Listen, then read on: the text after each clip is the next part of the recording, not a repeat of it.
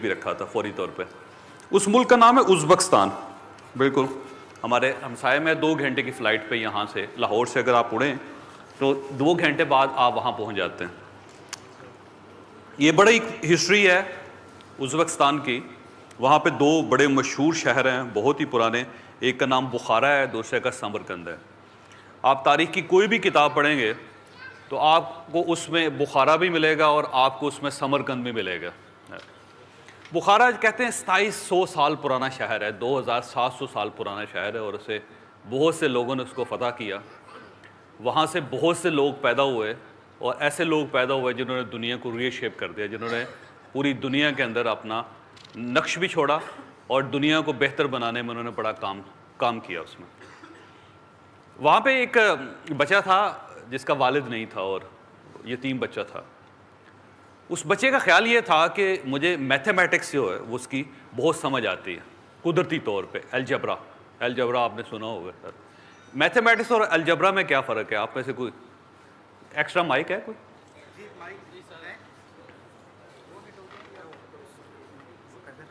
नहीं, बाद में कर लीजिए, कोई मसला हो गया उन पे पीछे माइक किसी को दे। मैथमेटिक्स और अलजबरा का किसी को फ़र्क हो?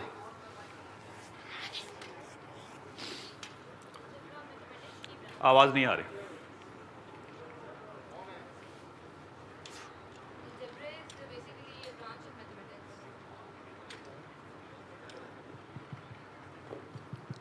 Hello hello. हाँ जी, हाँ।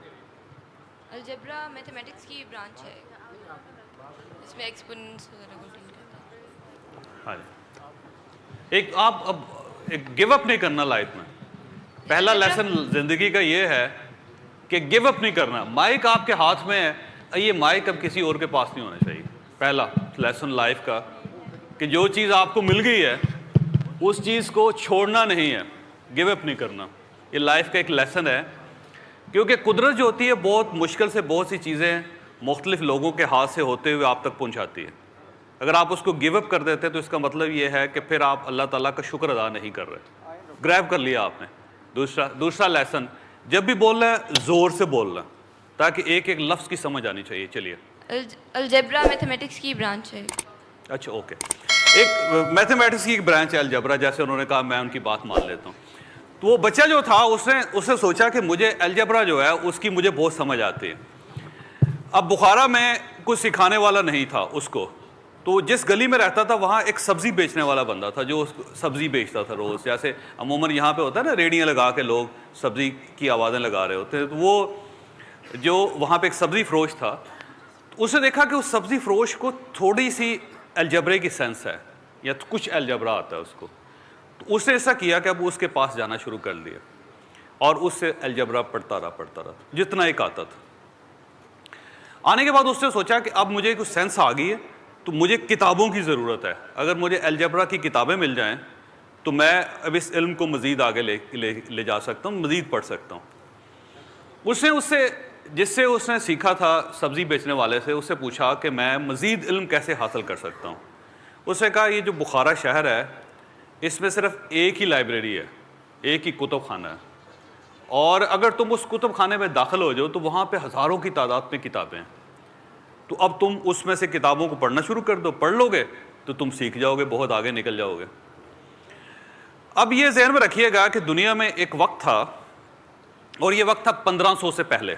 एग्जैक्ट 1500 ऐसा साल है कि जिसमें दुनिया ने बहुत नई नई चीज़ें अडॉप्ट की, रीशेप किया। उससे पहले जितनी भी किताबें होती थी हाथ से लिखी जाती थी, और जो हाथ से किताबें लिखी जाती थी वो किसी एक बंदे की मलकियत होती थी, और वो मलकियत किसी बंदे के साथ शेयर नहीं करता था। किताब एक ऐसी लग्जरी होती थी जो सिर्फ बादशाहों के पास होती थी, या नवाबों के पास होती थी, या हाकिमों के पास होती थी। वो उन्होंने अपने कातब रखे होते थे जो किताबों को लिखते थे, और लिखने के बाद अपने पास उसको महफूज कर लेते थे। और सिर्फ बादशाह सलामत का या हाकिम वक्त का बच्चा या उनके जो करीबी लोग थे, सिर्फ वो किताबें पढ़ सकते थे। किसी और को किताब पढ़ने की ना इजाज़त होती थी, ना फैसिलिटी होती थी। लिहाजा जितने कुतुब खाने थे 1500 से पहले, सन 1500 से पहले, वो सिर्फ और सिर्फ चंद लोगों के पास होते थे जिनकी वो मलकियत समझे जाते थे। और जब एक बादशाह दूसरे बादशाह पे हमला करता था तो वो उनकी हर चीज़ पे कब्जा कर लेता तो उन कब्जे में किताबें भी होती थी, वो सारी की सारी किताबें साथ ले जाते थे। और बाज़ औक़ात ऐसे भी होता था कि उन किताबों को पढ़ने के लिए कुछ लोग होते थे जो उस ज़ुबान को समझते थे, उस इल्म को समझते थे, वो लोग भी उस किताब खाने का या उस कुतुब खाने का हिस्सा होते थे और बादशाह सलामत उन सबको भी साथ ले जाता था। वो भी जाके आगे जाके उनको पढ़ाना शुरू कर देते थे, उनकी अगली जनरेशन को, या जिस बादशाह ने फतह किया था। तो उन्होंने कहा ये जो हाकिम वक्त है, जो बुखारा का बादशाह है, उसके पास एक लाइब्रेरी है, उसमें बहुत सी किताबें हैं। अब उस बच्चे ने सोचा कि मैं इस लाइब्रेरी तक जा कैसे सकता हूँ। तो पता चला कि वो जो बादशाह है, जो बुखारा का बादशाह है, जो हाकिम वक्त है, उसके पेट में दर्द रहता है, उसको बड़ी आंत का कैंसर है, या बड़ी आंत में उसमें दर्द होता है, कोलंज जिसको उर्दू में कहते हैं, उसका प्रॉब्लम है। और उस बादशाह ने ये ऐलान किया हुआ है कि कोई शख्स जो मेरे कोलंज का इलाज कर देगा, कोलन जो बड़ी आंत है उसका इलाज कर देगा, वो जो मांगेगा मैं उसको दे दूँगा। वो बहुत से जो उस वक्त तबीब थे, डॉक्टर थे, सब ने इलाज करके कोशिश कर ली लेकिन कामयाब नहीं हो रहे थे। उस लड़के को ये पता चला कि अगर मैं बादशाह की बड़ी आंत का इलाज कर लूँगा तो मैं अपनी एक ख्वाहिश पूरी करवा सकता हूँ। वो लड़का या वो बच्चा एक हकीम के पास गया और उसने हिकमत सीखनी शुरू कर दी और हिकमत सीखता चला गया। अब उसका फोकस एक ही था, बड़ी आंत, कि कोई ऐसी चीज़ ईजाद होनी चाहिए कि जिससे बड़ी आंत का इलाज हो जाए। तो वो उस हकीम साहब के पास सिर्फ बड़ी आंत और मैदे के ऊपर काम करता था। अल्टीमेटली उसे बहुत से तजर्बे किए, तजर्बे करने के बाद उसने कोलंज का इलाज दरियाफ्त कर लिया। उसे पता चला कि ये जड़ी बूटियाँ इनका कम्बिनेशन है, इसको मिला के इतने पानी में मिलाएं, इतनी देर तक उसे गर्म करते रहें, उसमें से जो मजून बने अगर किसी मरीज़ को खिला दी जाए तो उसका कोलंज का दर्द ठीक हो सकता है। उसने कुछ लोगों पे तजर्बा किया, कामयाब हो गया। वो दवा बना के उस बादशाह के पास चला गया। उसने कहा सर मेरे पास इलाज है आपका, और ये बड़ा तीर बहदफ नुस्खा है, आप इस्तेमाल करेंगे और साथ ही आप ठीक हो जाएंगे। तो बादशाह ने कहा ठीक है। बादशाह ने वो पहले एक दवाई किसी और मरीज़ को खिलाई, जैसे बादशाह अमूमन करते हैं कि उन्होंने बंदे रखे होते हैं टेस्टर्स, कि ये बादशाह सलामत ने पानी पीना है, एक टेस्टर को पहले पिलाएंगे, बादशाह सलामत ने खाना खाना है, एक टेस्टर को पहले खिला देंगे। कपड़ा पहनना होता है बादशाह सलामत ने, तो उसी किस्म के 2 जोड़े बनते थे, बादशाह सलामत बाद में पहनते थे, पहले कोई और पहन के देखता था कि मेरी स्किन में कोई प्रॉब्लम तो नहीं हुआ, ताकि बादशाह सलामत पहन सके। उन्होंने किसी और को खिलाया, वो ठीक हो गया, तो बादशाह सलामत ने खुद भी दवा खा ली। जब दवा खा ली तो बादशाह सलामत वाकई ठीक हो गए। ठीक हो गए, उन्होंने कहा कि बुलाया जाए उस बच्चे को। बच्चा आ गया, 16 साल उस वक्त उसकी उम्र थी। तो जैसे बादशाह कहते थे बोल फरियादी, मैं क्या तुम्हारे लिए कर सकता हूँ।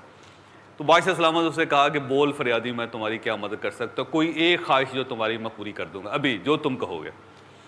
तो उसने कहा कि बादशाह सलामत मुझे किताबें पढ़ने का शौक़ है, आपके पास एक लाइब्रेरी है, अगर आप मुझे इजाज़त दे दें तो मैं वहाँ किताबें पढ़ना चाहता हूँ।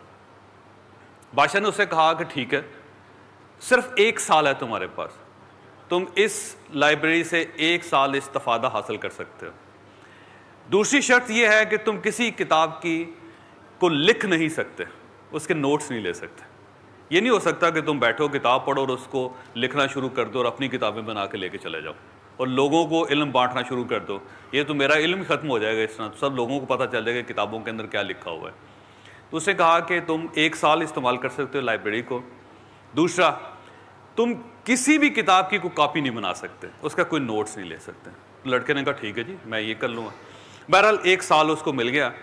वो लड़का उसके अंदर घुसा, सिर्फ वो खाना खाने के लिए और वॉशरूम जाने के लिए बाहर जाता था, बाकी वो सारा दिन 24 घंटे लाइब्रेरी में रहता था और किसी के साथ उसका कोई राब्ता नहीं था। उस लड़के का कमाल ये था कि वो 1 साल में सारी किताबें हिफ्स कर गया, ज़ुबानी याद कर गया उसने। और इसी दौरान ऐसा हुआ कि जब वो बादशाह ने उसका 1 साल पूरा हुआ और जाने लगा, तो बादशाह सलामत ने वैसे उससे इंटरव्यू किया तो पता चला कि यार ये तो बड़ा वाहियात आदमी, इसके साथ तो मैंने बड़ी गलती की, इसको ये मौका दे कि वो सारी किताबें ज़ुबानी याद कर गया सर। बादशाह बड़ा हैरान हुआ उसकी याददाश्त पे। मज़ीद ये है कि बादशाह अगर उसकी और कोई हेल्प कर सकता तो कर सकता था, लेकिन इस दौरान बादशाह का इंतकाल हो गया। उसका बेटा नालायक साबित हुआ बादशाह का, उसने उस लड़के को निकाल दिया कि चलो तुम इधर नहीं आ सकते, तुम इल्म स्मगल कर रहे हो यहाँ से उधर। बहरहाल उसका कैरियर ख़त्म हो गया। वहाँ से वो निकल आया बुखारा से। निकलने के बाद बगदाद चला गया, वहाँ मुख्तलिफ दरसगाहों में बैठा रहा, वहाँ पे पढ़ता रहा, क्योंकि 2 बड़े सेंटर्स थे इल्म की उस वक्त, एक बगदाद था और दूसरा मिस्र। लोग या बगदाद जाते थे और उसके बाद मिस्र जाते थे, कायरा, और वहाँ पे जाके दो ही बड़ी दरसगाहें होती थी दुनिया में उस वक्त। पहले वो वहाँ गया, फिर उसके बाद वहाँ गया, फिर वो वहाँ वापस आ गया। इस दौरान उसने क्योंकि जब वो कोलंज का इलाज दरियाफ्त कर रहा था तो तिब की तरफ उसका ज़्यादा रुझान हो गया अलजबरा की बजाय। तो उसने तिब के बारे में बहुत सी चीज़ें नई रिसर्च करनी शुरू कर दी, नई चीज़ें लिखनी शुरू कर दी। बाद में जब ये बच्चा बड़ा हुआ, बड़ा होने के बाद ये बीमार हुआ, बीमार होने के बाद ये मर गया। इसने 500 की किताबें लिखी। 500 किताबें, उस दौर में किताब बड़ी छोटी होती थी, कोई 50-60 सफ़े की किताब को किताब समझा जाता था। इस तरह से 500 किताबें लिख दी और उसके बाद वो मर गया। मरने के बाद जब उसकी बहुत सी किताबें दूसरे मुल्कों में गई, फिर वो ट्रांसलेशन हुई तो पता चला ये बहुत ही बड़ा ब्रेन था कोई।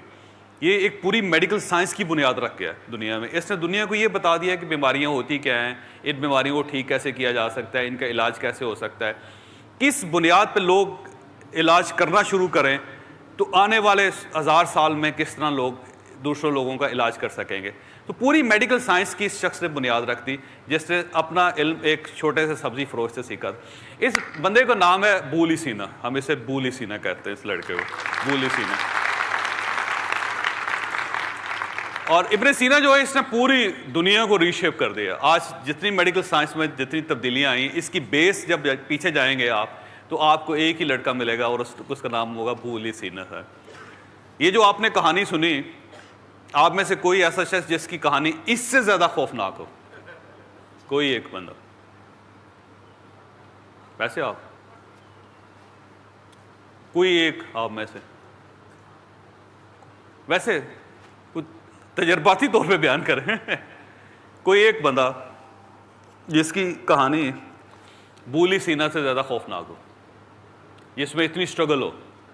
आप में से कोई शख्स है जिसने किसी सब्जी फरोश से इल्म हासिल किया हो, जिसने किताबें पढ़ने के लिए पहले कॉलेज का इलाज दरियाफ्त किया हो, जैसे पूरा एक साल एक कुतुब खाने में बैठ के सारे किताबें ज़ुबानी याद कर गया हो, और उसके बाद जो मसलसल पूरी ज़िंदगी धक्के खाता रहा हो और बेनाम मर गया हो, और उसके बाद मरने के 200 साल बाद लोगों को पता चला हो कि कितना बड़ा ब्रेन था ये। आप में से कोई एक बंदा? वैसे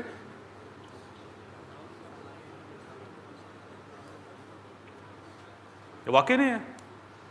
वाकई? ओके, दूसरी कहानी एक तो ये है कि ये ज़हन में रखें, कुदरत पहले ये फैसला करती है कि मैंने इस शख्स को कितना बड़ा बनाना। उस शख्स को बड़ा बनाने के लिए उससे बड़ा चैलेंज क्रिएट किया जाता है। आपकी ज़िंदगी में चैलेंज नहीं होगा तो आप बड़ा आदमी नहीं बन सकेंगे कभी भी। विदाउट चैलेंज आप नहीं बन सकते। जितने परिंदे हैं ना, ये जितने उड़ने वाली चीज़ें हैं, इनमें से सबसे खूबसूरत तितली को कहा जाता है। तो आपको ये तितली की पैदाइश का पता है कैसे पैदा होती है? ये आप में से थोड़ा सा अंदाज़ा, यानी तितली पैदा कैसे होती है? किसी को अंदाज़ा है? बस वैसे जी, ये पूरा प्रोसेस होता है जिसमें सबसे पहले लार्वा बनता है, फिर प्यूपा बनता है, और उस पूरे प्रोसेस को मेटामॉर्फोसिस कहते हैं, जिसके नतीजे में तितली जो है वो एक कह लीजिए सेपरेट इंडिविजुअल के तौर पे तितली जो इसका ये इस तरह होता है कि जो अंडा होता है ना तितली का, इस अंडे में बहुत बारीक सुराख पैदा होता है। एक तितली जो होती है उस सुराख से निकलने की कोशिश करती है, और उस सुराख से निकलने की जितनी ज़्यादा जद्दोजहद करती है उतने बड़े पर होते निकलते हैं उसके सारे, क्योंकि बहुत छोटे सुराख से पूरी तितली ने बाहर, वो जितनी स्ट्रगल करती है उतने ही खूबसूरत पर निकलते हैं उसके, और उतने ही खूबसूरत बड़े पर निकलते हैं उसके। अगर सुराख को बड़ा कर दिया जाए तितली छोटी हो जाती है, सुराख को बारीक कर दिया जाए तितली बड़ी हो जाती है। जितनी वो स्ट्रगल करती है पैदा होने के लिए, निकलने के लिए, उतने उसके पर ज़्यादा खूबसूरत होते हैं हमेशा। अगर आप खूबसूरत बनना चाहते हैं, बड़ा बनना चाहते हैं, तरक्की करना चाहते हैं, कामयाब होना चाहते हैं, तो आपको उतना ही बड़ा चैलेंज चाहिए होगा। आपका जितना चैलेंज कम होगा आप उतनी छोटी पर्सनैलिटी बनेंगे। बड़े लोगों के बच्चे बड़े क्यों नहीं बनते? इसलिए नहीं बनते कि उनकी ज़िंदगी में चैलेंज छोटा होता है, चैलेंज बड़ा नहीं होता। चैलेंज बड़ा होगा तो बंदा बहुत बड़ा हो जाएगा। ये सारे जो अंबिया इकराम हैं, सिर्फ 2 अंबिया के साथ एक्सेप्शंस थी, सब अंबिया की ज़िंदगी बड़ी स्ट्रगल थी, को खौफनाक स्ट्रगल थी। वो खौफनाक स्ट्रगल इस तरह थी कि अल्लाह ताला उनको बहुत बड़ा आदमी बनाना चाहता था। एक ऐसा आदमी बनाना चाहता था कि जिसको लोग आइडलाइज करें, लोग कहें कि ये हमारा आइडियल है। वो इसलिए आइडियल है कि उसकी ज़िंदगी में स्ट्रगल बढ़ा दी कुदरत ने। अगर स्ट्रगल बढ़ेगी तो बंदा बड़ा हो जाएगा, स्ट्रगल छोटी होगी तो बंदा छोटा होगा। लिहाजा जब भी आपके लिए स्ट्रगल हो, चैलेंज हो और आपकी पैदाइश से पहले चैलेंज हो, तो इसका मतलब यह है कि कुदरत ने फैसला कर लिया है कि आप एक बहुत बड़े आदमी बनेंगे। बस ये है कि हिम्मत नहीं हारनी आपने। हिम्मत हारेंगे तो उसके बाद ज़्यादा मसाइल पैदा हो जाएंगे, फिर आप कुदरत आपसे इंतकाम लेगी। वो कहेगी मैंने इस आदमी को इतना बड़ा बनाने के लिए, एक आइडियल बनाने के लिए पैदा किया था और ये हिम्मत हार गया। जब वो हिम्मत हार गया तो फिर आपको एक बदतरीन मिसाल बना देगी कुदरत हमेशा। जब भी आदमी लोग हिम्मत हारते हैं, रुकते हैं, तो ये देखें कुदरत हमेशा उससे इंतकाम